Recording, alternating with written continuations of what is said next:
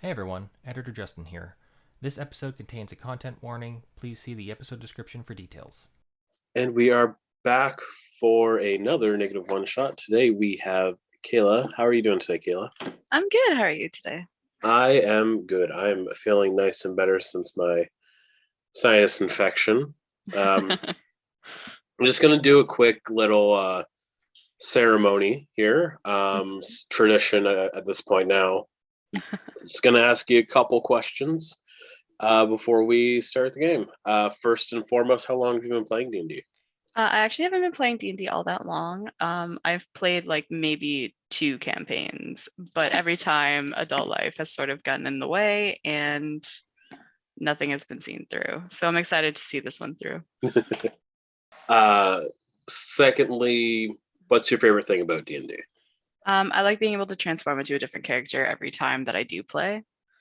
So having all these different worlds, all these different characters, all these different persons that I can be, that like intrigues me the most about D&D. Yeah, it's always fun. And last question, Yes. what kind of hopes or aspirations or not I already said hopes. What hopes, aspirations, or expectations do you have for the campaign? I genuinely just hope that it's something that I can see through long term. I can build a little bit more of like skill with D&D. I can actually like help with character development and everything. I just want to have like a really, really fun game. Me too. I hope we can see this along as long as possible. Yeah. All right. I'll see you in a couple minutes and we'll get all started. Sounds good. See you then.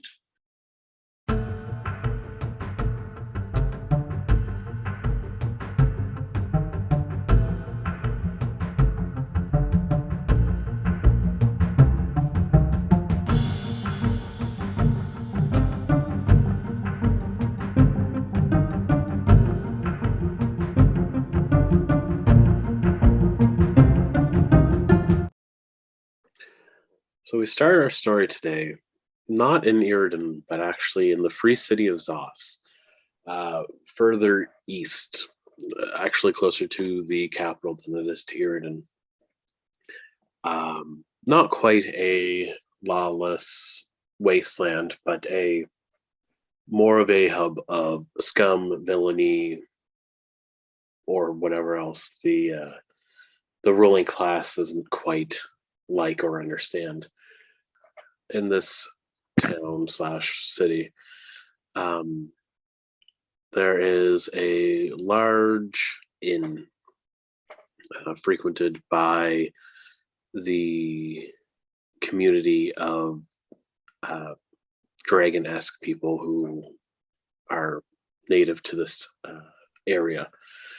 In one of the rooms here, we have Saris. Kayla, do you want to go ahead and describe your character?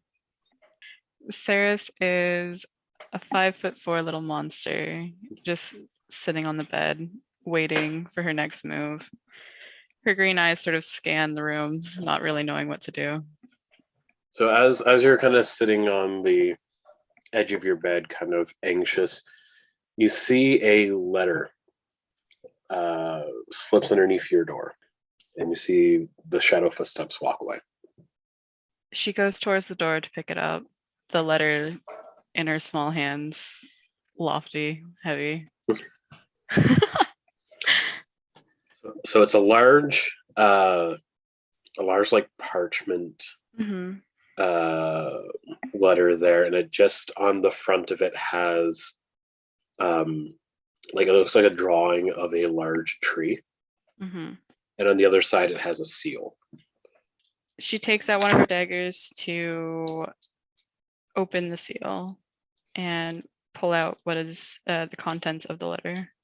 As you break the seal and you open it up, you realize the thing that's giving it the most heft is a large box. The letter itself just says Iraden, Blue Roof, Adrich, Kilson. And that's it. That's what it says in the letter. And then there's a large kind of ornate box. It's about the size of your hand. Can she open the box? Yep. Saris opens the box. Curious what's inside. So as you open the box, it has a couple of different things in it.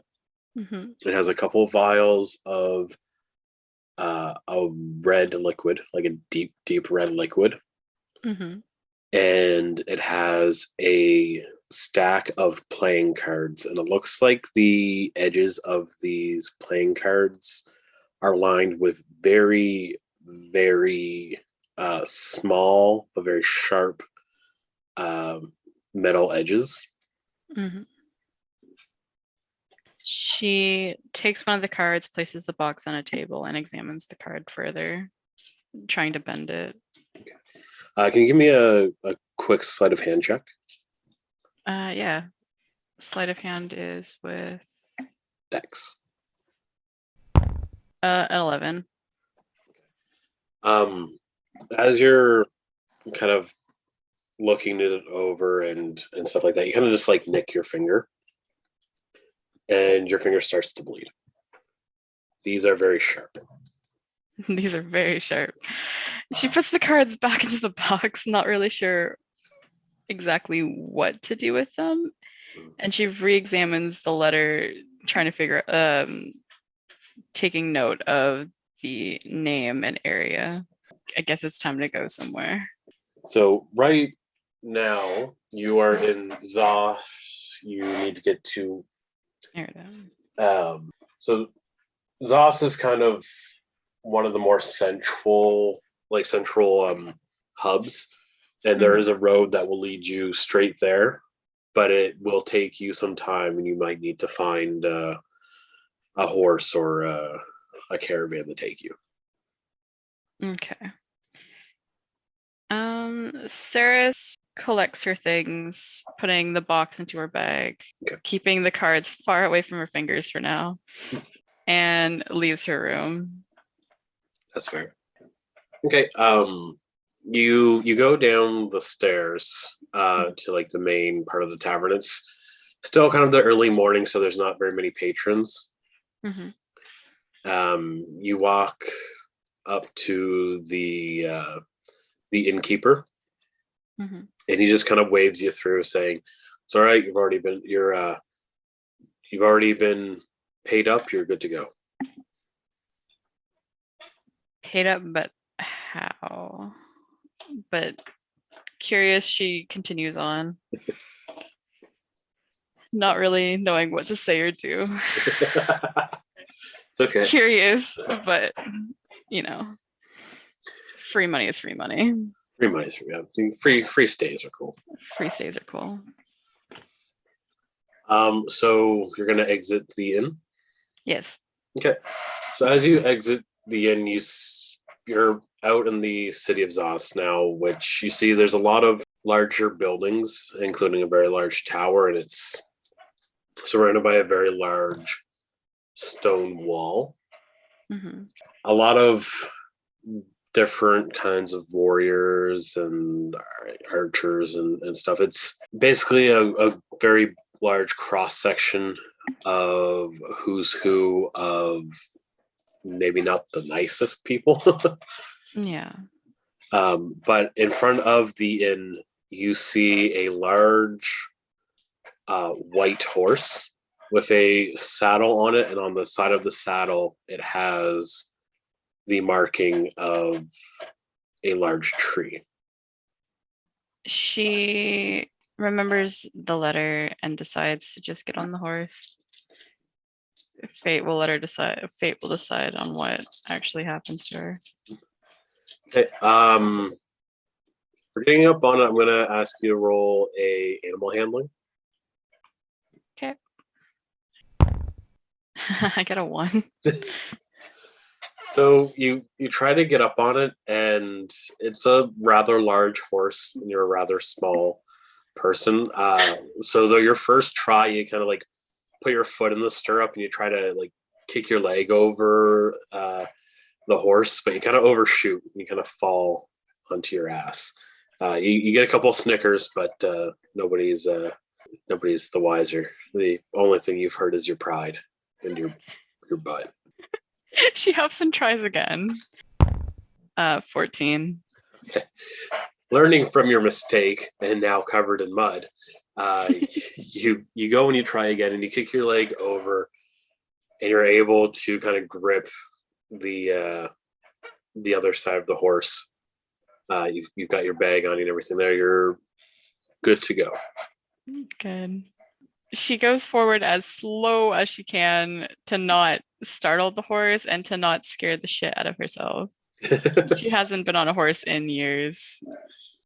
So you have the horse kind of go forward, but you're like, whoa, whoa, whoa, whoa. And it just kind of does like a very slight trot, almost like a show horse would, like a very slow kind of bounce. Mm-hmm. All right. So after getting used to the feeling of being on a horse again, she picks up the pace and goes faster. You're going to head towards the gate? Yes. Cool. So you head out towards the gate. Again, you exit without any problem there. And you come to the crossroads. Mm-hmm. This crossroads has different posts that show basically what the different directions go to. Mm-hmm. So one seems to be blacked out, and that's going east. There's one that goes south that says Capital Galterra. Mm-hmm. And there's actually two to the west.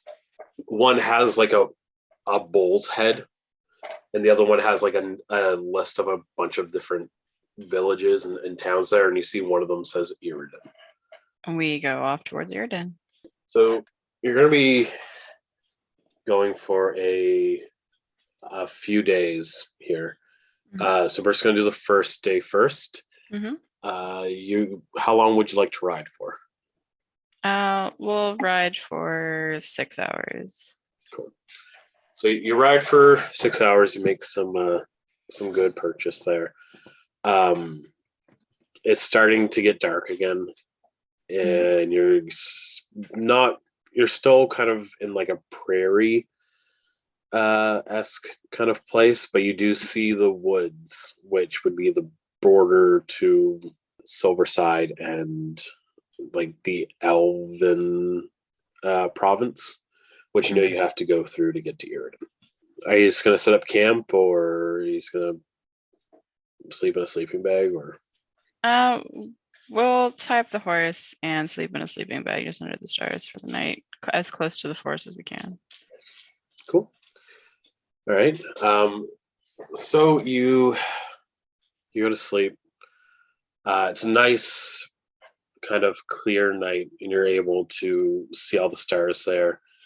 After a little bit, you see a shooting star. It's a very, very large shooting star that has a little bit of a purple light to it. Mm-hmm. But it's still very far up, and you see the shooting star is going in the direction that you are. She thinks that it's pretty and makes a very small secret wish to herself.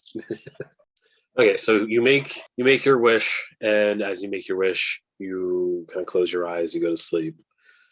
Mm-hmm. You wake up in the morning, you haven't been bothered. Nobody's came and stole your beans or anything, and your horse is just eating some grass.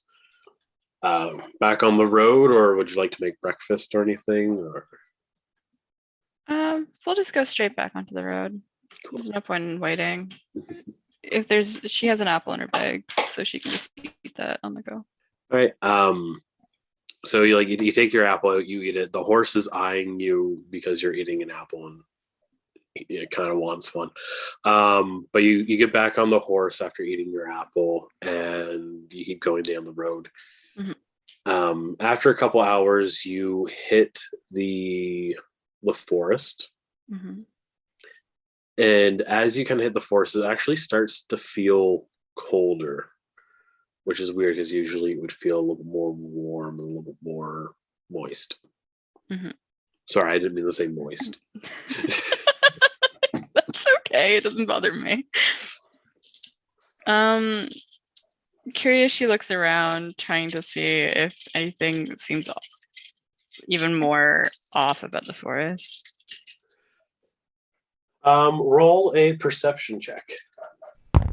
9. 9. Okay.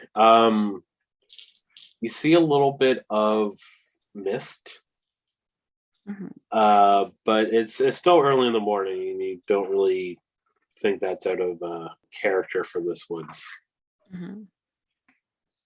She'll shrug it off and continue moving forward. Okay. All right. How long would you like to ride? You've been riding for about maybe an hour and a half. We'll go for another 6.5. Okay. So you go through there. The further you get in, it seems the darker it gets.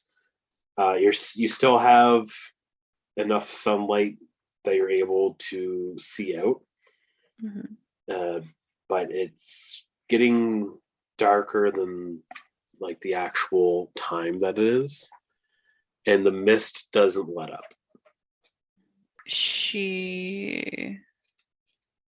Curious, she looks around again, trying to figure out what's going on. She hasn't been in this woods before, so she has no idea if this is how it truly should feel. She just has an off feeling. If you want, you can roll a nature. 7. 7. Yeah, you're not quite sure how woods, especially ones like these, should feel. So you kind of think it's in your head. We'll continue on. So it's getting darker and darker. It's almost to the point now where you're unable to see.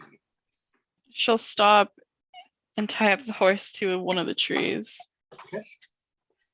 Getting as close to the tree as possible to set up camp. Okay. And setting up camp, what is that going to entail? Just her sleeping bag and a small fire. Small fire, okay. So you set up your camp and you set up a fire. The fire is a very welcome warmth because you've actually been cold all day with this mist here. You lay back down in your sleeping bag. You try to look up at the stars, but even looking through the canopy above you of leaves and everything there, you don't see any stars above this place. It doesn't feel like it's going to rain or anything, but it looks like the sky is covered with clouds. Is there anything you'd like to do before you go to sleep? No. All right, so you are going to go to sleep. As you go to sleep, I want you to roll me a wisdom save, okay? Oh no, okay. 12. 12? Okay. So as you sleep, you start to dream. And in this dream, everything is kind of, you're standing in the forest, but everything else other than you seems kind of hazy, almost like it's moving in a mirage. And in your dream, you just walk forward and you come to a clearing. And in this clearing is a gigantic tree. This tree towers up to the sky, and it has long branches that scoop down to the ground, almost with like, by the time it gets to the ground, they're almost more like vines than they are branches. In your dream, are you going to move closer to the tree? Yes, Saris moves closer to the tree. Okay. As you move closer to the tree and further into the clearing, You feel that the ground beneath you feels different now that you're in the clearing. Mm-hmm. Do you still want to move closer to it? She brushes off the awful feeling and moves and continues on. Okay. So you continue to get closer to it. Mm-hmm. As you get closer to the tree, you start to hear voices, but you can't quite make out what they're saying. Mm-hmm. Can you roll a perception check for me? 9. 9? Okay. Yeah, so you're not quite sure what they are currently saying. Or really where they're coming from. Just that that's the closer you get to it, the more you can kind of hear them not really saying anything. Mm-hmm. Once you start to reach the visible kind of trunk there, Mhm. you start to hear a cry. This sounds like the crying of a small child, like a baby. Her heart grows heavy and she tries to find where the cry is coming from. Okay. So you kind of circle around the tree and you find a divot kind of in one of the roots of the tree. And inside this divot, kind of almost like a cradle, you see a very, very pale baby. Like a very waxy kind of white skin, and it's crying. She goes to pick up the baby. Okay. So as you touch the baby is freezing cold. Mhm. You pick it up and it stops crying. And you start to hear the voices that were talking before are a lot more clear now. And you hear, she's okay. She's okay with us. We'll look after her. And can you roll me a perception check again? 13. 13. Okay, so you kind of look around and you see a couple of formless shapes that have kind of gathered behind you. Almost like they're wearing very large cloaks. And they all have their hands out, basically asking to hold the child. Saris holds the baby tighter, closer to her. Tears starting to form. She doesn't want to give the baby up. The shadows fade and then they kind of come back, but like the same mass, but instead of a bunch of shadowy people, it's a large man. And he's making his way towards you.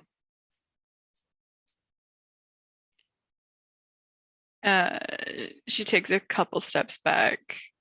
Okay. As you take a couple steps back, you feel a branch on your shoulder. Then you feel another branch kind of on your side. It's almost like the branches are pulling you closer. Mhm.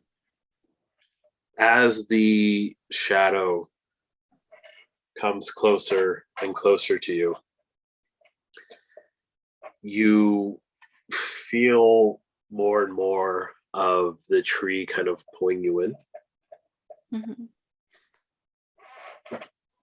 As the shadowy creature gets close to the willow, one of the branches kind of brushes its shoulder, and you see that the branch cuts right through him, basically to the point of cutting the shadow arm off.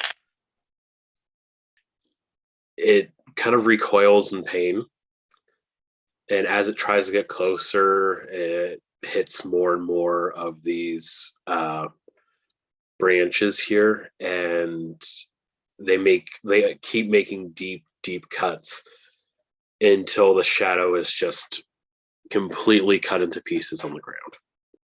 Then you hear a distinctly feminine voice kind of whisper in your ear, "I will always protect you. You will do what you must." And with that, you wake up and it's morning. You have your pack kind of in your arms, like holding it very tightly. Sarah's takes a deep breath, shaking off all the emotion that she felt during her dreams, tears running down her cheeks, and she gets ready to go. Ready for, not really ready, but ready for the day. Still shaken up, her heart heavy, memories of her past flashing before her eyes. So she gets back on the horse and continues on through the woods. Thankfully, since you're staying on the main trail there, you're not hitting too much resistance. You hear some chittering and chattering through the woods, animals and stuff like that. And you see a couple of purple eyes pointing out from, hedges and stuff. But since you're not leaving the trail, nothing really bothers you. After your full day of traveling here, the horse that you're on is really large and thusly really fast. So you're making really good time. For normal horse, this would probably take you a good week or two, but with this horse, you're probably going to be there tomorrow afternoon. Okay. We are going to have another night to stay in a deeper part of the woods. So how long are you going to be riding for today? Let's go another 5.5 hours. 5.5 hours? Cool. Yes. Okay. As you dismount and everything there, kind of the same as the night before, there isn't any stars that you can see above. Mm-hmm. It's just a lot of clouds again. And are you going straight to sleep? She's going to set up a small fire again and sit up against a tree to fall asleep.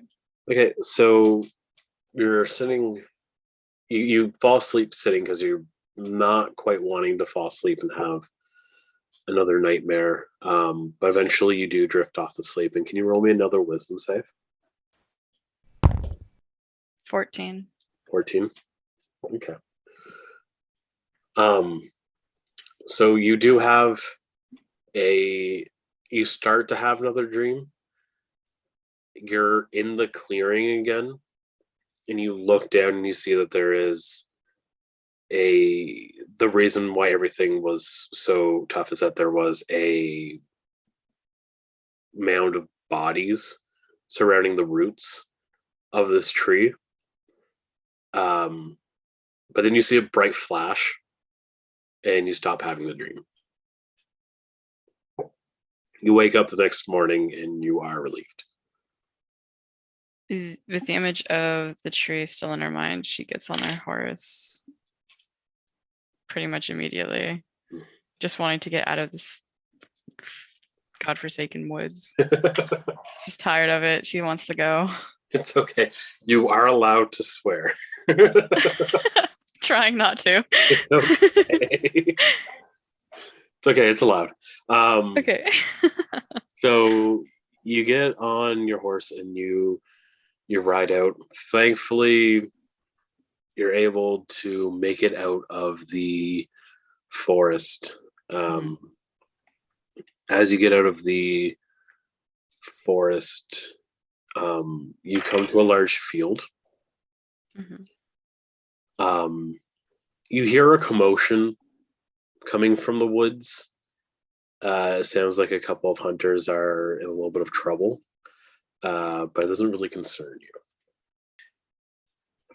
Further down the road, which at this point is kind of just cut through the grass, is a misty village with a wooden kind of spiked wall around it. Can she enter the village or? Yep. Yeah. So she rides the horse into the village, and there's a small sign as she's riding in that says Iraden. She goes in and she's hungry, so she needs to figure out some food Okay. for both her and her horse. So as you go in, you see that there is kind of like a small market. Mhm. This village is very kind of downtrodden. It looks like there's not a lot of healthy crops in any of the fields or gardens. There's a couple of shops closer to the kind of beach there. Can you roll me a perception? Yeah. 11. So you look out, and under the mist, you see like the mist kind of fade out a little bit right at the beach, but you see that the water that is on the beach is a vibrant red and not blue. But there are a couple of shops there. One is selling fish. She goes to look at the fish, trying to just find something cheap and easy to grab. Okay. So there are a couple of like smaller fish. Mhm. It's like some small tuna or halibut there. Nothing too crazy. They might have been fished a little bit too early. The kind of sea grizzled old man behind the counter kind of like gives you a nod and says 2 silver. For the sad-looking fish, she just sort of moves on. So she's Silver's too expensive. she's putting it down. Yes. Okay. Okay. As you start walking away, he's like, "Oh, 2 for 1. 2 for 1 silver." She looks back at him, crosses her arms, and just looks at the fish again, not really wanting to give him the time of day. Okay, 5 copper. She takes the 2 fish, throws the 5 copper at him, and sort of walks away. He's here like he like quickly goes. He's like, yes. You don't think he has really sold at least anything today, if not in the past a little bit. Yeah, poor guy. She continues on down the street. So you walk around, you see there's a very large building that seems to be kind of the city hall. And there's another building that seems to have the sound of like swords hitting swords coming from behind it. And it looks like a dojo. Other than that, there's a couple of streets that you're able to walk down that have a number of shops, for knickknacks and stuff. She'll go towards the dojo. Okay. So you go towards the dojo there, and it seems to have like a sign kind of hanging down from it. And it says Oriondis. and it looks to have two large canabos hanging there. Can she go inside? She's going inside. Yeah. Cool. So as you go inside, you just kind of walk in. You see there's a very large kind of table there, and behind the table is a very tall, older tiefling Mm-hmm. with large, kind of almost ram-like horns and hair, like salt and pepper hair. Older, wearing like a hide set of armor, but it looks like thick hide. Mm-hmm. She stands up, and you can see a large kanabo is behind her back. So it's like a very large war club. And she says, "How can I help you?"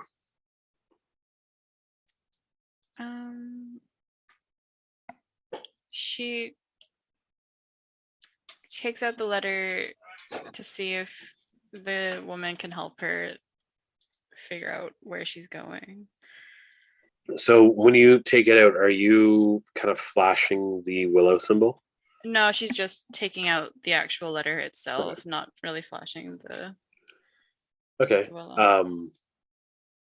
So you just kind of like pass the letter over to her. Mhm. Okay.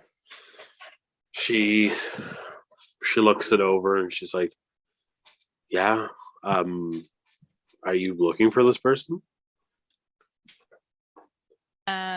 I think so. Okay. Yeah, they kind of live more on the outskirts. They have a small shack kind of closer to the cemetery. Can I ask why you're looking for them? It's not really well known, at least in a good way. No reason. She was just curious more than anything. Roll deception for me. Perception. 16. Okay. She will take that. She just kind of hands it back to you, and she just kind of goes, "Okay, yeah. You'll see that there's a shack over by the graveyard on the edge of town. Mm-hmm. That's where Aldrich is." Saris thanks the woman and sort of goes to leave. Okay. All right. Are you going to go anywhere else? Like, do you want to take a look at anything, or? She'll just walk the town a little bit. Okay. So as you walk to town, you see a kind of weird cross section of people there. You came from Zos, which you saw a lot of bounty hunters, a lot of mercenaries, and stuff like that. But these just look like a lot of kind of peasants and farmers, but they come from all kinds of walks of life, the different races and species, and it's very much a kind of mosaic of people from the continent here, but all kind of living in squalor. Everyone kind of looks a little sick. She keeps her things close to her and sort of turns to like go back the way she came. Okay. She's also really curious about why she was being sent to this place. Okay. So you kind of walk around, like you're gonna head back almost towards the gate. Yeah. Okay.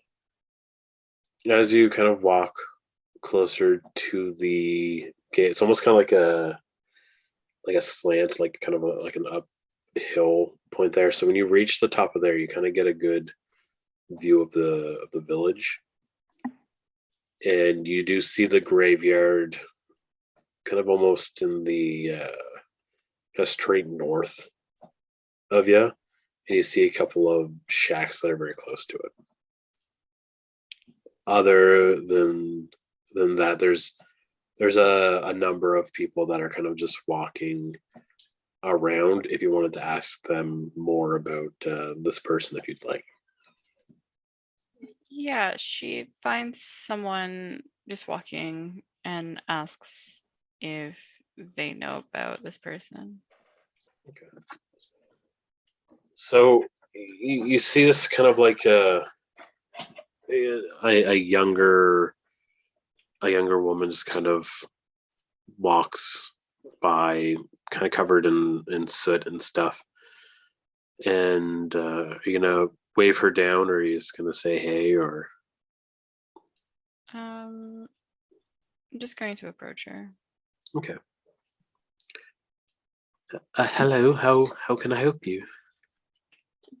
Do you know this person by chance? She brings out the letter again, this time taking the envelope out as well. You'll have to read the name. I can't read. She gives her the name, but very quietly. Yes. He lives close to the graveyard, I do believe. What kind of man is he like? I don't know if I should be answering that question. Who? Then she looks and she sees the Willow symbol. Oh. He's not quite a good man. What would you like to know? Why isn't he a good man? What has he done? I'm not from here, you see, so Let's just say he lives by the graveyard by choice. she puts the letter back into her bag and just thanks the lady for her time. Thank you, and good luck, sister. And she just kind of walks away.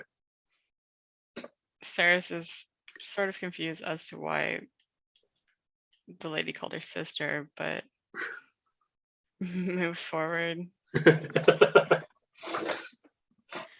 Where to? We're going to go to the man's house. Might as well. Okay. Are you going to the front door, or? We'll sort of sneak around. Okay. So you get there and you see, you can hear someone inside, and then you can kind of smell that he's cooking something. If you're gonna sneak around, I'm gonna need you to roll stealth. Okay. That's going to be a solid 6. Okay.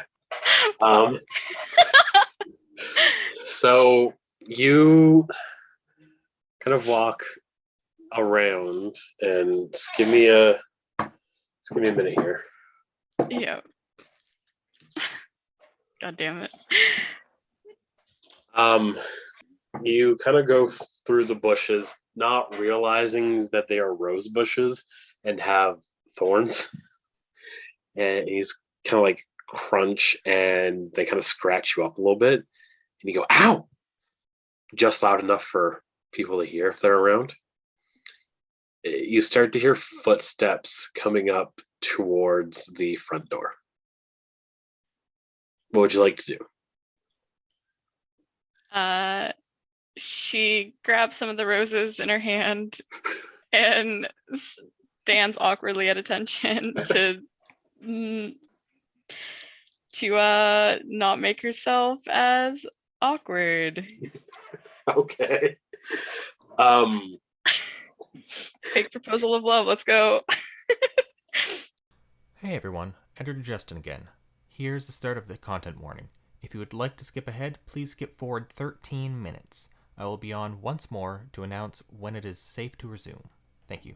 So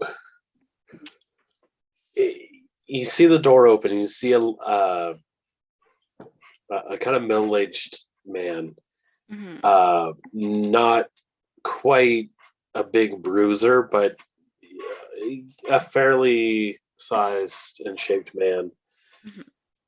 And he's like, "Who are you? What are you doing here?" She hands him the flowers that she stole from his garden. Looking down, these are for you. I just these are from your secret lover. Which one? Disgust rolls through her, but she just sort of makes him name a melody. Well, why don't you come in? I'm cooking up some stew. Okay. I insist. And you see, he kind of like steps out and kind of like motions for you to come in.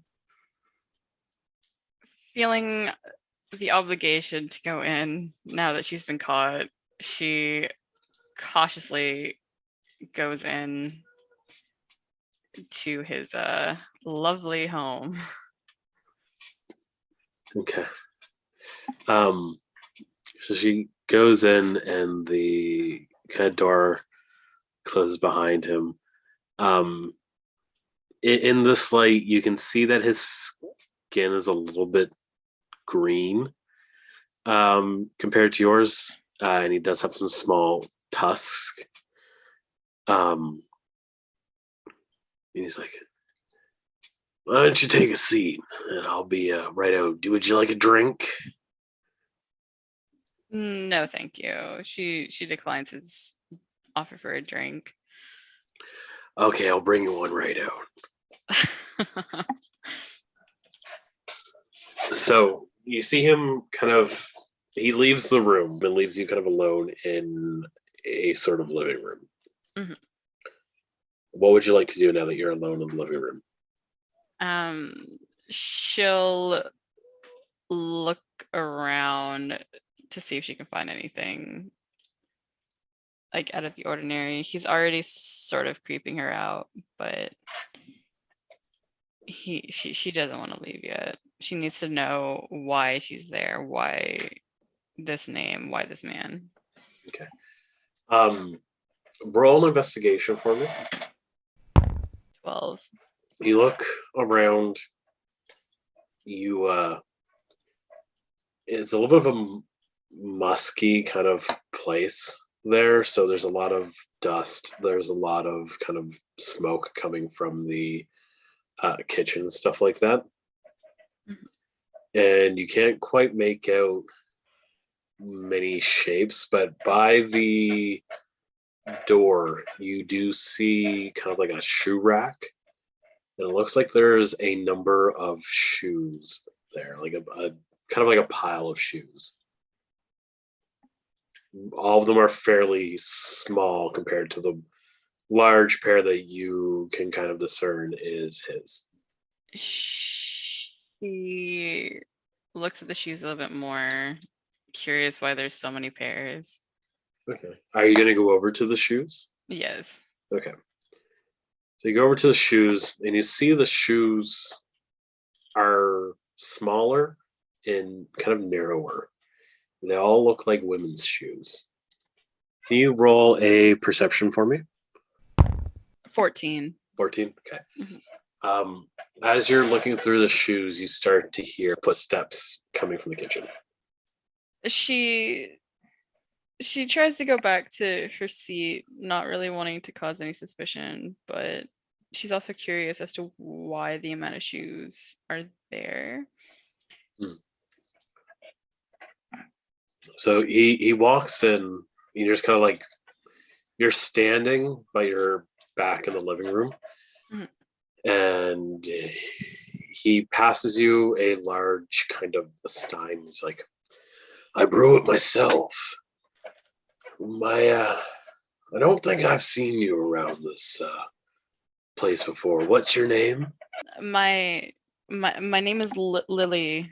I'm new in town. It just arrived yesterday. Roll deception for me. 14. Okay, he takes that. Ah, well, Lily, kind of like the flower. Yeah, like the flower. Ah, that's beautiful. That's a beautiful name, Lily. What do you do?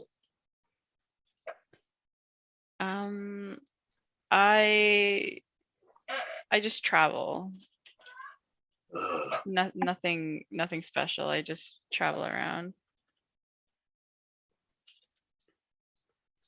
well, feel free to have a drink. Feel free to drink that all up, and I'll be right back with a bowl of soup.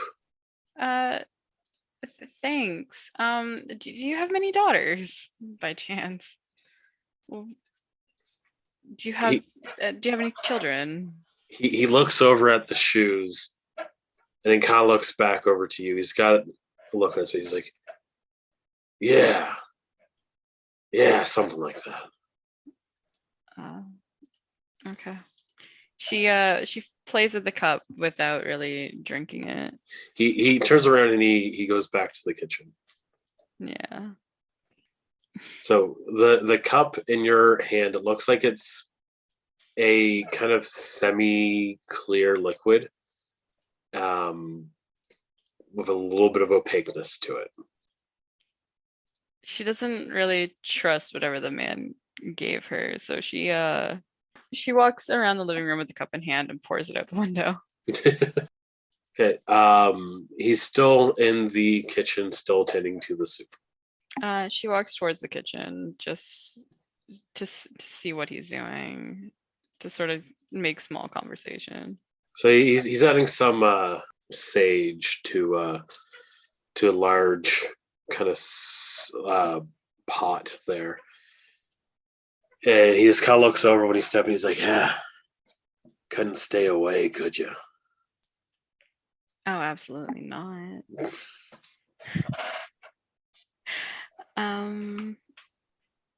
So what is it that you do exactly? A little bit of this, a little bit of that. Okay. And that takes care of this many children? Children? Oh yeah, the children. Yeah.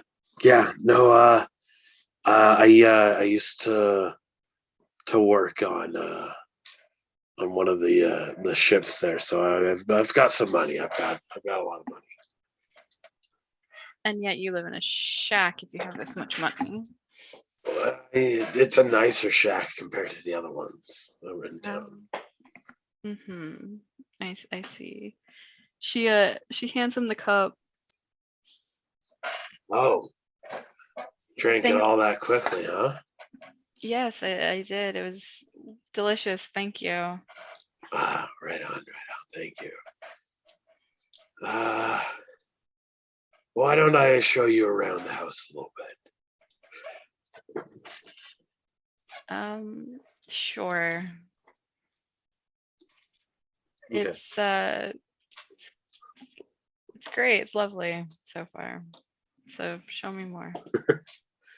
So he takes you around the house there. You see like the hallway, the inside outhouse. There's a very large bedroom, and then there's a door that kind of leads to a back deck and a backyard, which is where he takes you to. He takes you to the back deck. Okay. At no point at all, do you ever see more than one bedroom or one bed? So, sir, I sort of realized that this lovely house of yours is quite small. Where are all the children? You say that you have all these kids, but there's only one room. You see, he looks kind of annoyed. He's like, you ask a lot of questions. I'm just trying to get you know you better. I'm curious. Well, you know what they say, curiosity killed the cat, so you should probably get that out of your system. Well, I'm getting it out of my system by asking you all these questions, don't you think? Yeah, but I don't want to answer your questions. Why not? Are you hiding something? You know, maybe I think it's time for you to leave. I don't think so. Where did you get all those shoes? Again, more fucking questions. Who do you think you are asking me these kind of questions? Huh? I'm just a traveler, curious as always. So he's starting to get kind of angry about you asking these questions. Mhm. And he's like, "Yeah, I think you should leave before things start to go wrong. I don't want to have to lose my temper." She nods and sort of starts to walk towards the door. Yep. You see, he just kind of like turns around. And he's just like shaking his head. He's like, "Fucking Fucking girls with all their questions. Christ!" She sort of turns back to him and tells him that she'll come visit him again. You better fucking not. He just kind of turns his head around and says that. His body is facing the way, but he just kind of turns his head over his shoulder. She leaves for now. Questions still in the back of her mind, but not wanting to aggravate the strange man just yet. She goes back into town and sort of tries to decide on where to go. Hey everyone, I'm back one last time to let you know that it should be safe to resume the conclusion to episode 8, Willow. So as you go back into to town there, it's starting to get a little late. Are you gonna look for a place to stay, or? Yeah, look for an inn.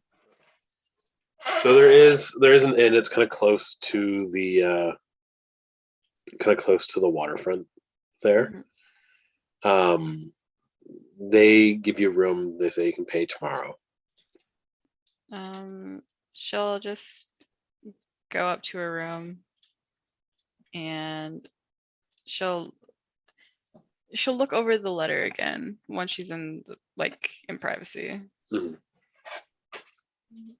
All right, so you're in your room. You kind of lock the door behind you, and you read over the letter, and it's just his name, Iraden, and that's pretty much all that's there. It's pretty much just giving you a place and a name, but also there was the box that came as well.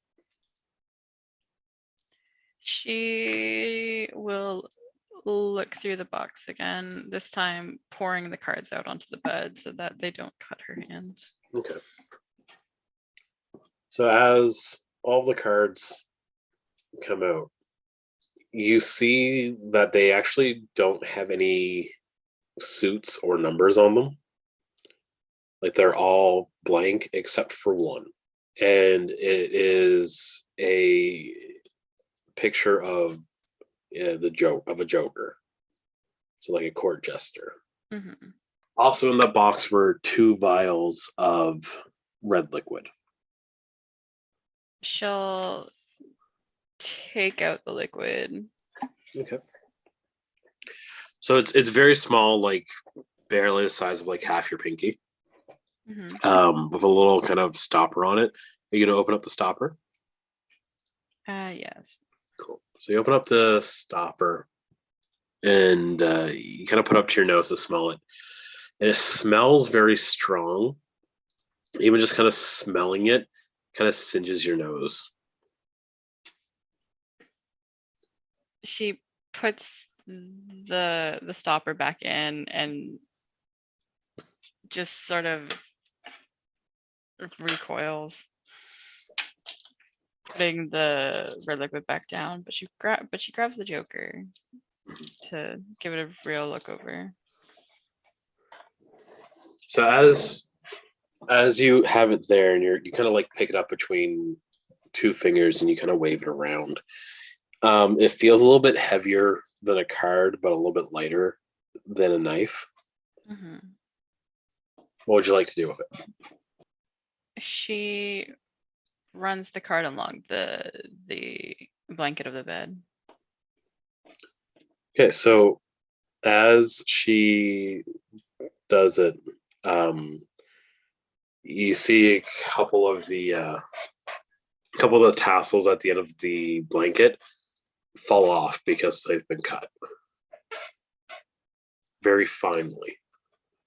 She starts playing with the cards a little bit more, and she decides to throw one against the wooden wall to see what it does. Roll to hit.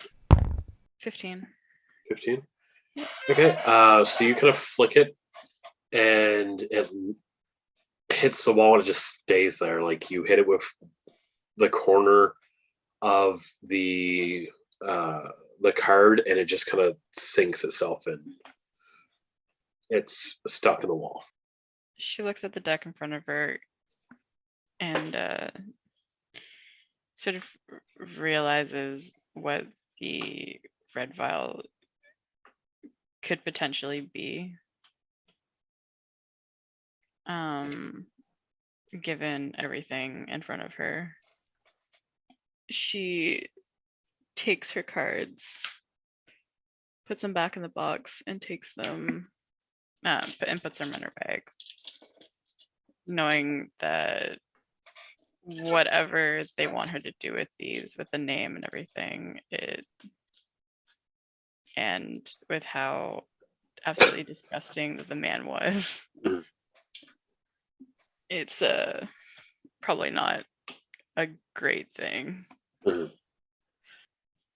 So are you going to go to sleep, or? No, we're going to leave the room and make our way back to the man's house. Okay. So it's later at night now. Everything's kind of died down. You don't see any candle or anything in his house, so it's going to be fairly dark. Are you going to try to sneak in or go through the front door? We're going to try to sneak in. Okay. Roll a stealth. 15. 15. Okay, this time you know where the rose bush is, so you don't fall into it. So you kind of make your way to the back. There's a small kind of stone mound that kind of acts like a wall for his backyard, and you're able to kind of bound over that. You go into the backyard, and I'm going to have you roll a perception check. 16. 16. Okay. You start to hear some kind of commotion going on inside. We make our way up to one of the windows. As you look in the window there, you see him kind of at the foot of the bed, and he's talking to someone, but you can't see who he's talking to. He's just like, she knew. She was asking way too many questions. She knew something. I gotta deal with her. You don't hear anything, But then he responds, no, I've got to do it. I've got a good thing going here. We can't screw this up. Then you see he stands up and he puts a large bag on the bed and he's starting to fill it with things. She goes to the deck to slip into the house. Roll a stealth as you open the door. 12. 12? Okay. You open the door. It gives off a little creak, but you don't hear anyone coming towards it. She'll make her way to the one bedroom. Okay. So the bedroom door is kind of partially ajar, and you see there is one candle lit in there, and you hear him just kind of like putting a bunch of stuff into this bag. She slips her hand into her bag to take out one of the cards to throw it at him. Okay. Are you gonna try to throw it like through the small hole, or are you going to open the door first? We'll open the door slowly. Okay. So you open the door slowly. He isn't quite paying attention to it. So he has his back towards you. You're going to try to throw the card at him? Yeah, at his arm. His arm? Okay. Roll to hit. 19. Yeah, that hits. So you're going to roll your damage as if you were throwing a dagger. So it's going to be a d6. 5. 5? Okay. So you hit him in the arm, and you see it just like cuts through the tendon and lodges itself in like it hit bone. And he's like, fuck, oh, what the fuck? And he turns around and he sees you, and he's holding his arm, and it's just kind of gushing out blood because you've cut him so deep with the card. You, what the fuck are you doing here? Who are you? Where are you going, my love? I thought we had a connection there. You're fucking sick. She grabs another card to throw another one at him, this time aiming for his shoulder. Okay. Roll the hit. 10.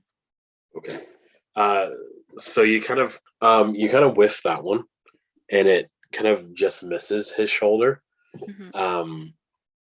He's like, you asked too many questions. I knew you were up to something. Well, I guess I don't need to go to you. If you came to me, I'll just kill you here.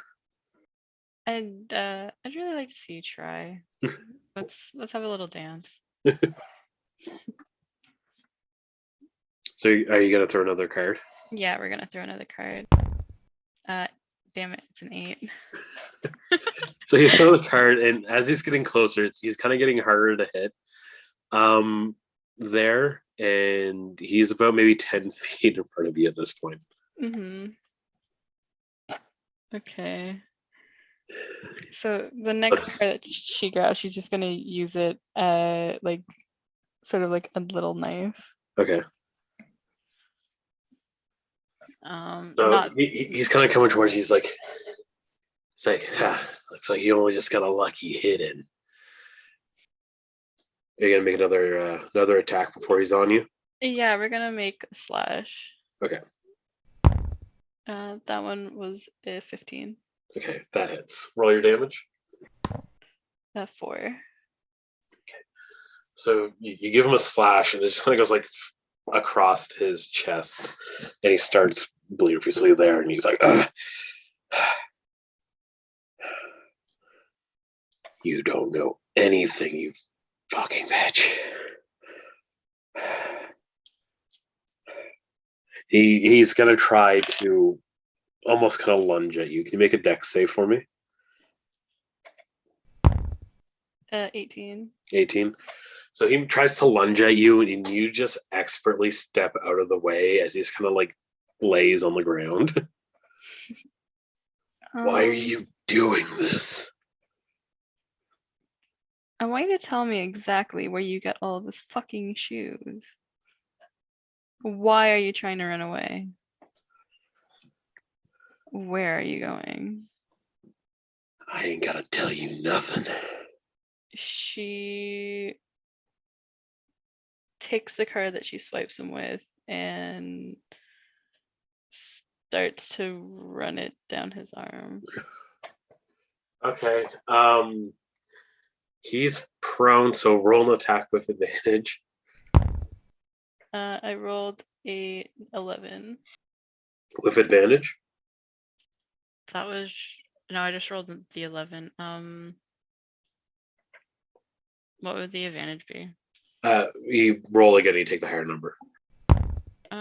16. Okay, Sorry. so 16 does hit, and you're gonna roll your damage. Damage is a 5.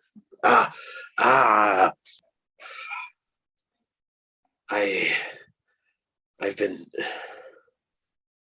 They're not for me. I don't care for them. It's just he wants them. These children, just these young girls. The being wants them, and he gives me things if I do things for him. Okay, you can see him. He's in the mirrors. Go look in the mirror. He's in there.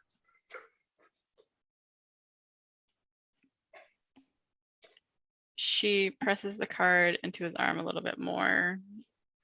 What Okay. kind of being? Why does he want these kids? I don't know. He's a kind of piece of shit that fucking lives in the mirror. I don't fucking know. She moves towards one of the mirrors to see what the fuck he's talking about. Okay, so you look in the mirror. I'm gonna have you roll an Arcana. 12. You look over the mirror. You don't see any glyphs. You don't see any being or anything there. You don't see anything that would make it magical. What being are you talking about? There's nothing here. There's nothing that would indicate that. No, he's talking to you. He's talking to you right now. He's telling you to eat shit. She looks over at him and decides to throw the card that she has in her hand at his face. Roll a hit. And you have advantage, so take that there. 20. Not 20? Not 20. Roll your damage. And you can either roll twice, or you can double the die that you get. I rolled 2 3s. Cool. So with all the other slashes on him, you just kind of let it go. Like, you just throw it from your hand. It just leaves your hand very nonchalantly, and it hits him right in his temple, and you see it just kind of like goes in. Almost half the card is in his forehead, and he's just bleeding out, and his head falls down. He's dead. She goes over to him to take the card out of his head and out of his arm. So you take the cards out. You take the cards that you've thrown around, and you put them back in your deck of cards, back into your bag. What would you like to do now? Can we look around his shack just to see? Sure. Like, roll an investigation. 11. Okay.